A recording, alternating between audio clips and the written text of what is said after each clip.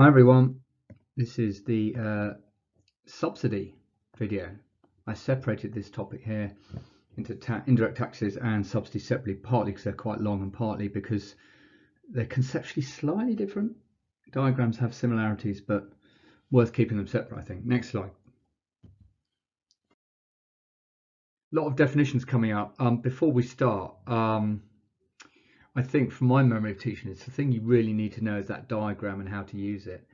A lot of what's on here is really good stuff, but more than you need to know. We're coming up to the concept of direct versus indirect subsidies, and I think the problem is that most subsidies essentially being a grant by the government, as it says here, sum of money granted by the state or a public body to help an industry or a business keep the price for commodity or service low. That's what a subsidy is.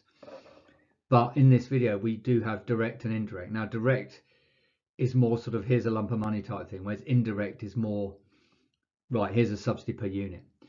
And I suppose the problem with this whole video and with the textbook, with the A-level spec, is that in the real world, subsidies tend to be a lump of money, but the diagram is sort of based on the per unit concept, a bit like with the indirect tax. So the indirect tax was a tax per unit, if you remember from the last video, and the one that was the ad valorem tax was a percentage, but still the concept of the vertical distance between the old supply curve and the new.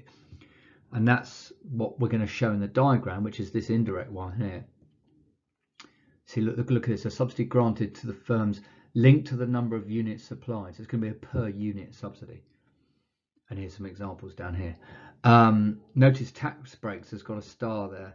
Tax breaks is slightly different. Rather than the government just giving money to a firm or an industry, tax breaks is saying we're going to give you some of your tax back that you've paid. So you're sort of giving them money, but it's a slightly different way, worth watching out for.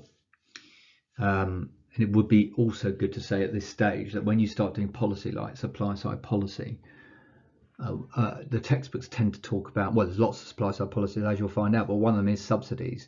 And there was a time when examples didn't like it very much because a subsidy, when we were in the EU, was sort of not allowed under state aid rules. Because if you think about it, you subsidise a business, you're giving that business an advantage relative to some foreign business trying to export and compete with those businesses in that country.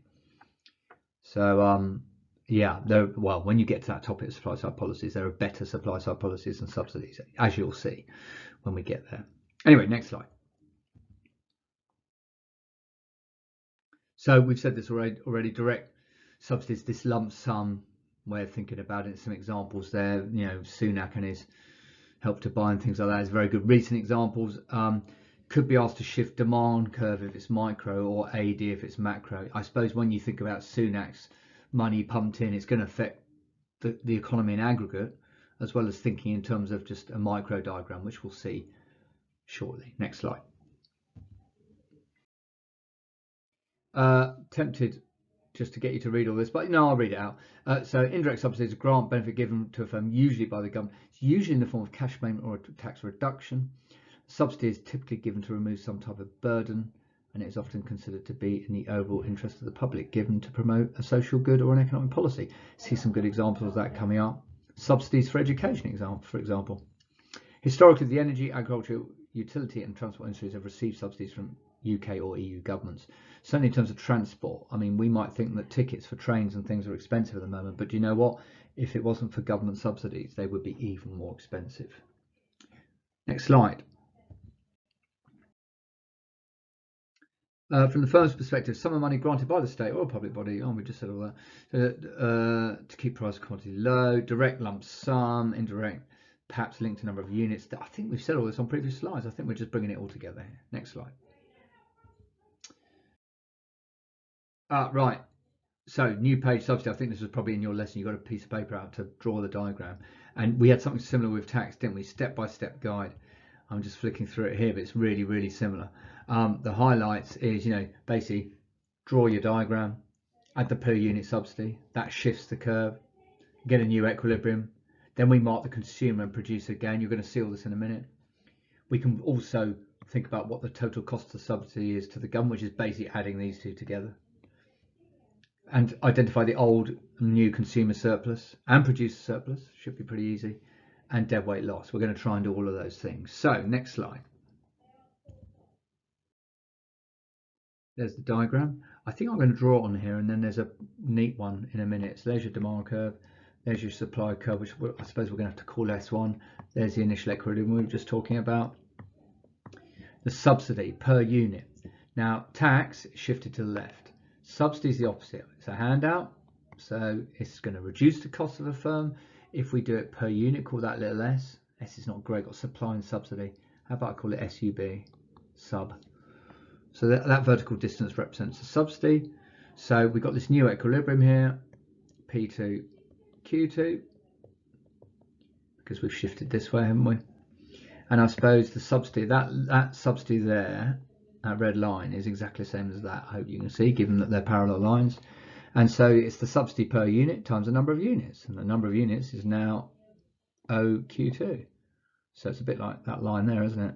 If you think about it, that line there times this line here. So we get that box there, don't we? And you'll see in a minute, but the producer, I've never really thought of it like this. I've seen questions that just tend to want you to find the total subsidy, which is that red box there. If I draw a red line down there, there you go, red box. That red box is how much it costs the government to give the firms this subsidy. Subsidy per unit times number of units. Remember, this is indirect. The direct is just chucking a direct lump of money at an industry or firm. Anyway, so that red box represents the total subsidy. Now, you can think of it in terms of who benefit, which bits the consumer benefit, which bits the producer benefit. So I suppose the way to think about it is the price drops from P1 to P2. So surely this bit is the consumer benefit. That makes sense. So why, the rest must be the benefit for the producer. I suppose that's the way to think about it. And I think if I click the button, you'll see this in a much neater way. But I think it was probably worth you seeing it being built up like that. Next slide. There you go. There's a neat version. There's S1, the initial supply, the shift to S2. There's that vertical distance times the number of units in the new equilibrium. So there's the total subsidy in purple. And as I can't remember what colours I did on the previous one, but there's the consumer because the price has dropped, and the producer gets the top bit. There we go. That's what I just drew. Next slide. Oh, sorry, there's a key. Initial equilibrium E1, new equilibrium E2. Consumer benefit P1, P2, CE, C, P1, P2. That's interesting. P1, P2, C, E2. That's a Z. I'd always go clockwise. P1, C, E2, P2. That makes sense to me. I wonder if it's going to be the same for the next one. Producer benefit P1, C, A, B. Oh, well, that works. That's but it's anti-clockwise. Whatever, doesn't matter. Good. Oh, and chain cost of production increased because you've handed out money to the firms. So it's like their costs falling. You're helping with costs. So profit incentive increases. That makes sense. Or they can supply more at a given price. At P1, they were supplying this amount. Now they can supply this amount. They can supply more at a given price because they've been given some money, basically. Supply increases. That means shift, I think. And prices decrease, which we can see here. Quantity demand increases, which we can see. Well, we're moving along the demand curve. Careful with that. And quantity demand is not a shift. And we have a new equilibrium at E2. Next slide. Now, this is the same diagram, but now we've got the deadweight loss. So do you remember we had the consumer surplus, consumer benefit there, the producer benefit there, and the total subsidy, the cost of the government being the whole big square there. It's a bit difficult to get your head around this, but I suppose the easiest way to think about it is this. Okay, there's the equilibrium, the initial equilibrium. This is when demand equals supply, and is the efficient point. And what this subsidy is doing is encouraging firms to supply more. We move along that demand curve and we supply, and the market supplies more.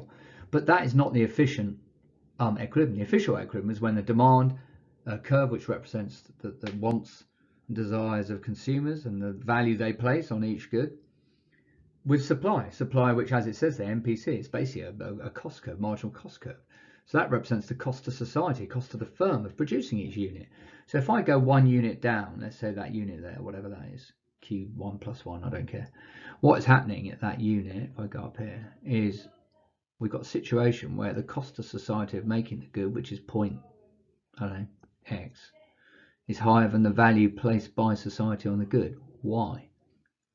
That's not good. So we shouldn't have made that unit. And if I go to the next unit, we've got that line, and the next unit, we've got that line, and the next unit, we've got that line, and so on. And so that green area represents the as we call it, the dead weight loss, because we're in a situation at Q2, which is the new equilibrium, where all these units between Q1 and Q2 we made, and we shouldn't have made, because the cost to society represented by this line here for each of those units was higher than the benefit to society represented by the demand curve line there. We don't like that. Okay, I've got a feeling there's going to be a key on the side. Here we go. Government spending, we said that. Big box.